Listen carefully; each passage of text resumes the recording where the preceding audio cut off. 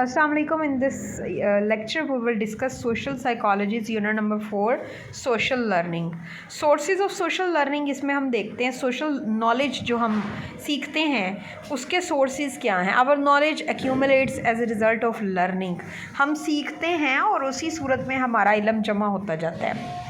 People have many memories about their experiences with other people and they use this information to make predictions about what people will do in the future.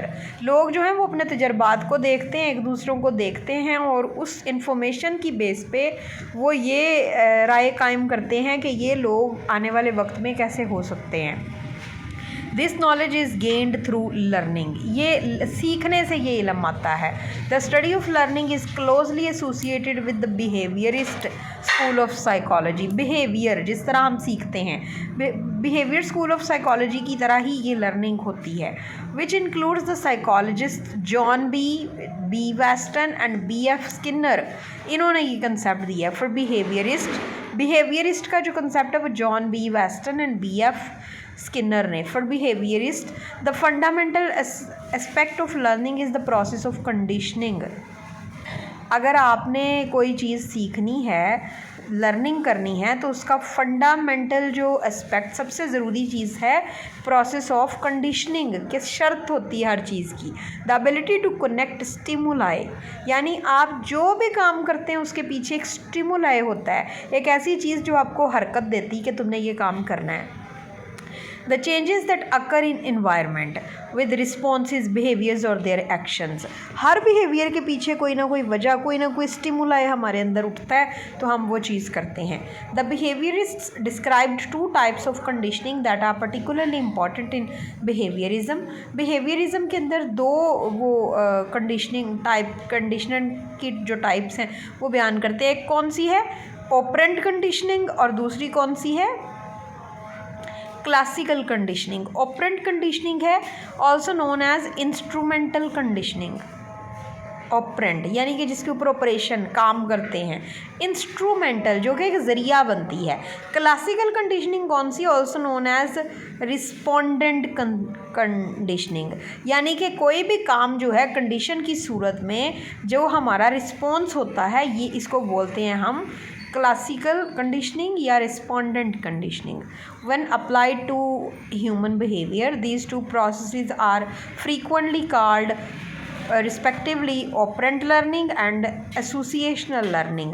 ये जो operant conditioning थी ना, इसको हम operand learning भी बोलते हैं और जो क्लासिकल कंडीशनिंग है इसको हम एसोसिएशनल लर्निंग भी बोलते हैं. ये अब नाम इस तरह से याद कर लीजिएगा. उसके बाद हमारे अब ऑपरेंट लर्निंग को हमने पहले भी देख लिया कि ऑपरेंट लर्निंग जो है वो कौन सी है.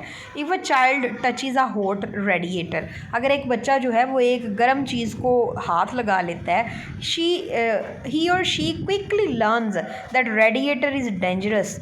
वो उसको पता चल जाता है कि नेक्स्ट टाइम इसको हाथ नहीं लगाना, ये डेंजरस है. And is not likely to touch it again, दोबारा कोई चांस नहीं है कि वो इसको हाथ लगाए. If we have unpleasant experiences with people from a certain state और कंट्री, अगर किसी जगह के किसी मुल्क या शहर के लोगों के साथ हमारा वास्ता पड़े और उनके साथ हमारे तजर्बात अच्छे ना रहें और a positive relationship with a person, लेकिन अगर किसी और जगह के लोगों के साथ हमारे रिलेशनशिप अच्छे हों with a person who has blonde hair और ग्रीन आइज़, जिसके बाल जो है वो भूरे हैं और आंखें ग्रीन हैं, वी मे डेवलप नेगेटिव और पॉजिटिव एटीट्यूड्स. तो हम मतलब जिस जगह के लोगों के साथ हमारा अच्छा वास्ता नहीं पड़ता, हम कहते हैं इस शहर के या इस जगह के लोग अच्छे ही नहीं होते.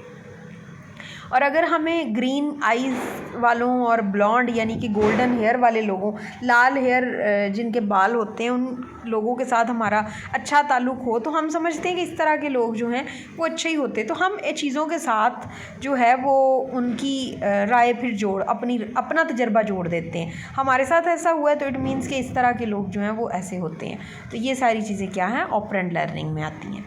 यानी कि ऑपरेशन के बाद हमें पता चलता है कि ये चीज़ जो है वो बुरी है. जैसे उस बच्चे को पता चल गया कि ये जो रेडिएटर है ये गर्म है तो इसको मैंने नेक्स्ट टाइम हाथ नहीं लगाना. तो हम भी कहते हैं कि यहाँ के लोग इस तरह के हैं तो इनके साथ नेक्स्ट टाइम हमारा इस तरह का वास्ता नहीं होना चाहिए. नेक्स्ट हमारे पास है एसोसिएशनल लर्निंग. ये कौन सी लर्निंग है? Learning that occurs when an object और event comes to be associated with a natural response. जब हमारा किसी चीज़ के ऊपर नेचुरली, हम अपने इरादे से नहीं बल्कि खुद ब खुद हमसे ऐसे हो जाता है, such as an automatic behaviour और पॉजिटिव और नेगेटिव इमोशन। कभी हम किसी चीज़ को देख के ऑटोमेटिकली नेगेटिव जो है वो बिहेव दिखाते हैं और कभी किसी चीज़ को देख के पॉजिटिव।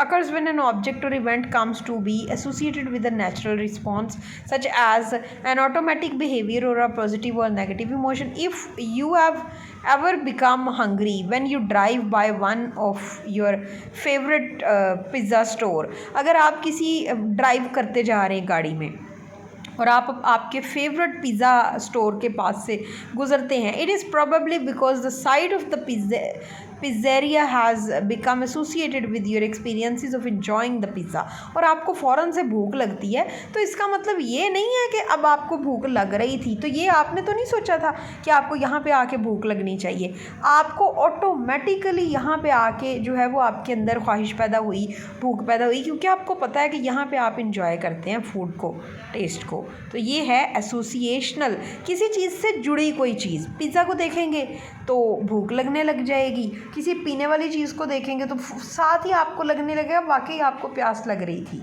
हालांकि पहले नहीं लग रही थी। तो इस तरह की जो चीज़ें हैं ये एसोसिएशनल लर्निंग में आती हैं। नेक्स्ट हमारे पास जो टॉपिक है वो है ऑब्जर्वेशनल लर्निंग। ये इंपॉर्टेंट टॉपिक्स हैं। In addition to operant and associational learning, पहली ऑपरेंट लर्निंग है जो हमने बताया कि एक बच्चा जो है वो अगर रेडिएटर को हाथ लगाएगा तो उसको नेक्स्ट टाइम पता चल जाएगा कि इसको हाथ नहीं लगाना। और दूसरी एसोसिएशनल लर्निंग है कि कुछ चीज़ों को देख के हमें कुछ ना कुछ चीज़ की याद आ जाती है या कोई फीलिंग अचानक से हमारे अंदर पैदा होती है। तो अब ऑब्जर्वेशनल लर्निंग है। People learn by observing the behaviour of others, दूसरों के बिहेवियर को देख के भी हम लोग सीखते हैं। This is known as observational learning या मॉडलिंग। मॉडलिंग भी इसको बोलते हैं, ऑब्जर्वेशनल लर्निंग भी बोलते हैं। To demonstrate the importance of observational learning in children, Bandura and Walters made a film of a young women beating up a Bobo doll. एक औरत जो है वो मोस्टली हम इस तरह की रील्स देखते हैं कि लोग बच्चे के सामने ना खुद कोई गलती करके एक बंदा करता है तो दूसरा उसको मारता है ताकि बच्चे को पता चल जाए कि ये चीज़ करने से सज़ा मिलेगी। तो इस चीज़ को हम बोलते हैं ऑब्जर्वेशनल लर्निंग। ये एग्जाम्पल्स को आपने एक बार पढ़ लेना है, यानी कि लोग बच्चों को डराने के लिए उनके सामने खुद वो वाली गलती करते हैं जिससे बच्चे को रोकना है और फिर खुद को मारते हैं एक दूसरे को, तो वो बच्चा समझ जाता है कि ये चीज़ नहीं करनी।